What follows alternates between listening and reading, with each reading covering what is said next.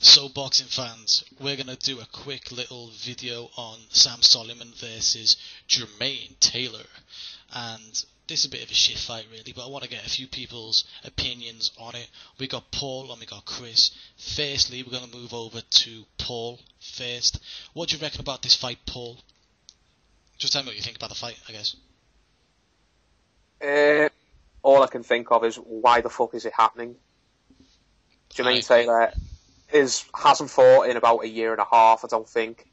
He's pretty much, he retired, I think, after getting knocked out of Super 6, which was quite a few years ago now. I honestly didn't even think he was an active fighter anymore. I thought he had retired permanently. I can't work out why on earth this fight's happening, and why on earth the IBF have sanctioned it. It is a very good question. Chris, we'll move on to you. What do you reckon about the fight?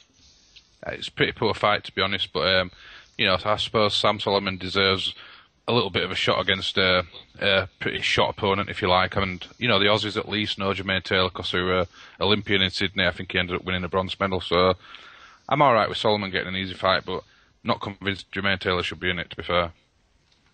Yeah, I mean, I don't like the fight. It's a bit of a shit fight. Jermain Taylor's come out of nowhere to get this fight, when he could have fought a lot of other type of names in the division. Maybe not Gil coming off a loss. I wouldn't have really respected that, to be honest, but a Gil fight is down the road. If they got him a quick, victory against just some bum, like they've been doing with Jermain Taylor, funnily enough. But, we'll move on to the next question, and firstly this goes to Paul. Jermain Taylor, back in the day, had a brain bleed after the Arthur Abraham fight. It was so bad, in fact, that Lou DiBella stopped promoting him. He cut him from his stable. He went, nope, I'm not promoting you if you've got a brain bleed. Do you think he should be fighting today? No, absolutely not. Even if he's passed all his medical tests and whatever it is, this brain bleed, whatever it was, has sorted now and he's not in any danger, I don't think he should fight anyway, because I just think he's washed up as a fighter, to put it bluntly. He's shot. I think Carl Froch and Arthur Abraham both KO'd him, and KO'd him pretty badly. And he should have just retired after those fights, because he literally just had all the fight knocked out of him. I think he's had one or two fights since, over the past 3 or 4 years, however long it's been. And I honestly didn't even think he was fighting anymore. I said it earlier on. I thought he had retired, or was semi-retired, so Jermain Taylor, unless he's coming back for just a payday or whatever, then it's really hard to understand why this is even happening, and why anyone is allowing this to happen, because he doesn't deserve the fight. He probably shouldn't even be fighting, because he's well past his best. It's just really hard to think of anything nice to say. Yeah, I can't really agree with you more. We'll move on to Chris and his thoughts. Like I said, Chris, same question to you. Don't forget, Jermain Taylor was cut from the promotion of Lou DiBella due to the brain bleed. Do you think he should be fighting? No, I think when you have an injury like that, I think that's a responsible move from a promoter. So, not made in Lou DiBella's direction, but yeah, I can kind of understand why he wants to fight. I mean, he must have the money, but his career, after Kelly Pavlik losses, going to Jeff Lacey, and then he were winning against Carl Froch, easily winning against Carl Froch. Same with Abraham. And he must have something inside him that wants him to carry on. It can't be money. It just must be personal ambition. It must be gutting to lose away he's lost. But I think with brain bleeds, there's serious injuries, and you never know if something like that's going to come back. If it come back again, I'm pretty certain he'd never get a license again. But personally, I don't think he should be fighting, but I can understand his reasons. Yeah, I mean, the only reason I think that he could be fighting still right now is because he needs the cash or something.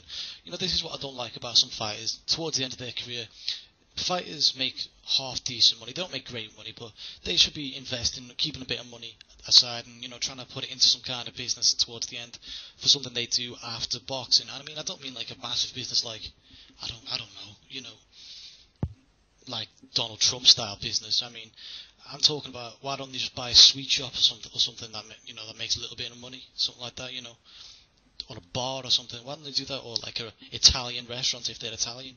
They don't really. Some boxers do that, some boxers don't, and the ones who you find broke at the end. They squander their money and stuff like that. I don't know what the deal is with Jermain Taylor, but I can only assume it's the money, and I don't think he should be fighting after a brain bleed. Your brain is what makes you, really, I guess, and to put it through more trauma, after you've had like a warning, in fact, of like a brain bleed, it just don't make sense to me. We'll move on to the next question, which is for Paul, and that is a very important question. Right, Taylor is the number 15 by the IBF, ranked number 15. How did he get there? But more importantly, he's number 7 by the WBC. Can you explain any of them, Paul? Maybe someone got a brown envelope. That's the only, maybe, or maybe just someone had a word with someone. I can't fathom that, to be honest. What on earth is he doing with such a high ranking when he's not fought for so long and he hasn't had a world-class win for even longer? Taylor, he's been virtually retired. He's not had any. It's not like he's had any comeback fights recently. Anyway, not in the past year. I can't believe the IBF and the WBC have put him so high in their rankings. I really can't understand that at all. What are they thinking? I don't know. I can't explain it, mate. Unless Jermain Taylor has got a relative or someone who works for these boxing organisations, or someone's got a bit of money. I can't fathom how he's got that ranking and how he's got this shot. The only way I can explain it is a ranking on past achievements. That's my only thoughts. But we'll go to Chris now. What are your thoughts on the high rankings? Number 7 by the WBC, number 15 by the IBF. And number 15 isn't a fucking good ranking, let's be real. But considering his opponents over the last 4 years since he got knocked out by Abraham, you've got to really look at it and say number 15 is still quite too high for the caliber of fighter he's been fighting. We're talking about guys who are not even domestic, regional level. Yeah, well, I can probably explain the WBC. I mean, you can go back to his 17th fight when he won a Continental Americas title, so I can kind of understand that. And he's always had a WBC belt, so I can kind of understand them ranking him quite highly with an half-decent victory. I mean, he had a half-decent victory against Caleb Trow, so I can kind of understand it with the WBC. That's what tends to happen anyway, so I understand that one. But the IBF, I've no idea how they've come with it. I mean, unless it's a sweetener for Sam Soliman, to get him in a fight because of what they did with him with the drugs testing against Felix Sturm a few years ago. I mean, other than that, I can't explain it. It's pretty ridiculous. The IBF, especially, is definitely ridiculous. The WBC, I can understand to a degree, so.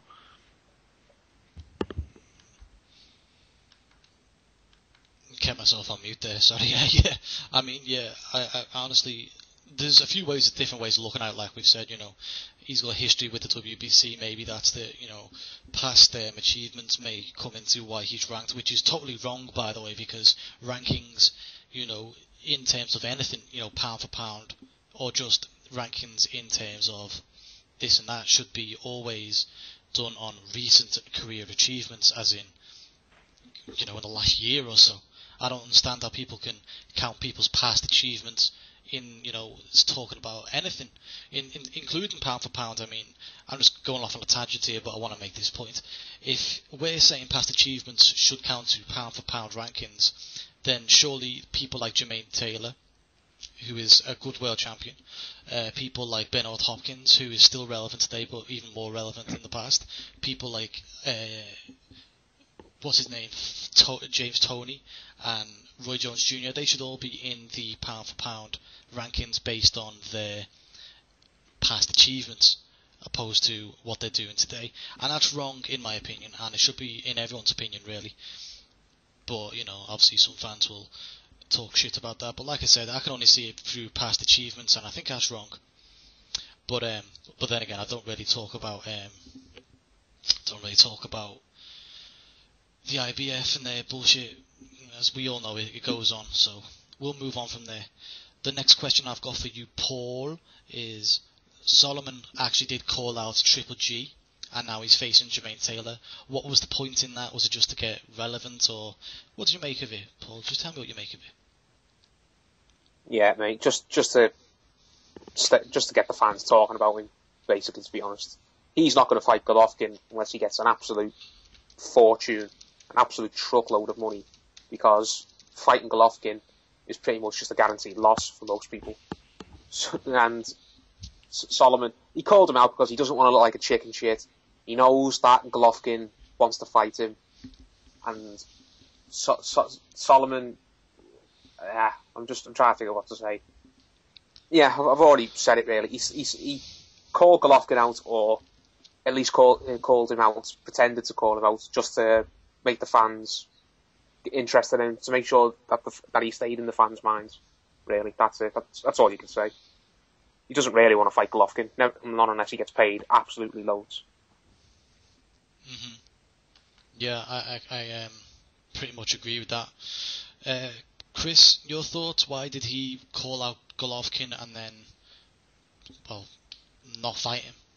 I think it's just an easy thing to do, innit? It's put yourself in the public's eye. I mean, you've got to remember Golovkin beat his countryman, Gil, so I think there could be a little bit of a revenge thing there for the Aussie fans. And I think it's more likely that Gil will fight an absolute no-hope, and when Sam Soliman beats Jermain Taylor, they can meet up and have a bigger, massive Australian fight. So I can't see Golovkin fighting Sam Soliman. I don't really think Sam Soliman wants it, but you can't blame him for doing it. He's just trying to get himself out there. Yeah, I pretty much agree with that. He just done it for the, just to get a bit of recognition.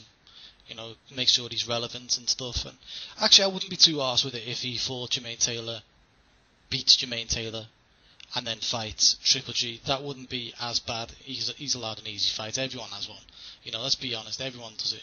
But if he doesn't fight him or doesn't fight anyone relevant afterwards, I'll be really upset with that. Do you all agree? Yeah. Cool. So we'll just go to Paul now. Last question. Who do you think is going to win this fight between Sam Soliman and Jermain Taylor? Sam Soliman.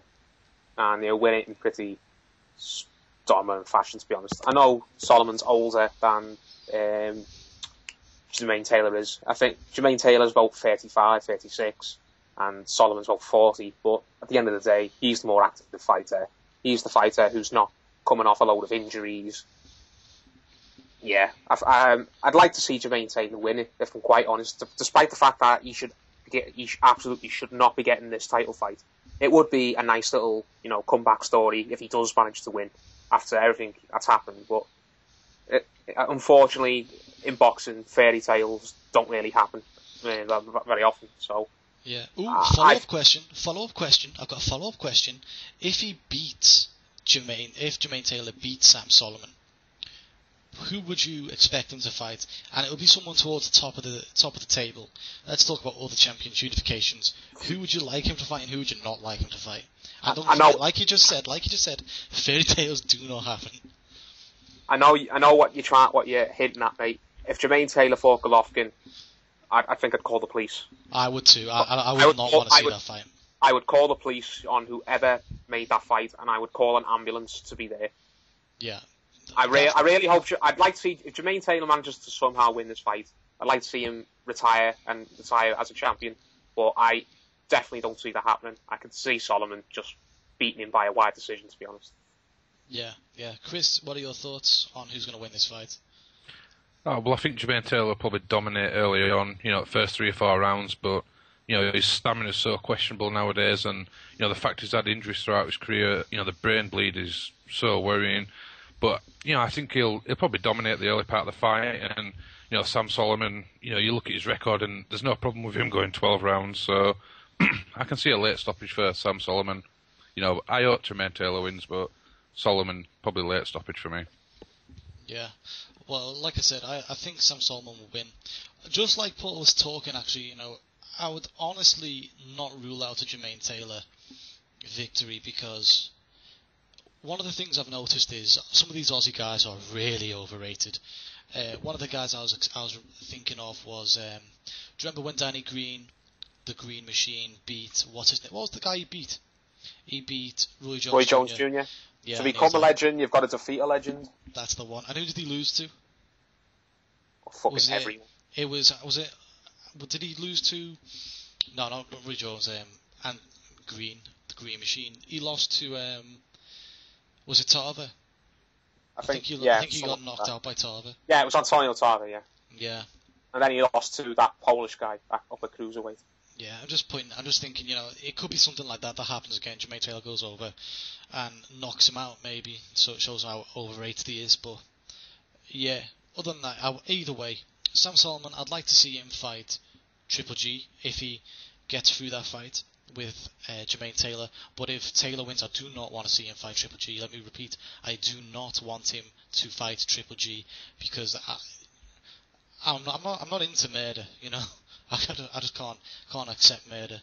But thank you everybody for listening to the video. Thank you for partaking in the video, and I hope this is a half decent fight, but it's probably not going to be.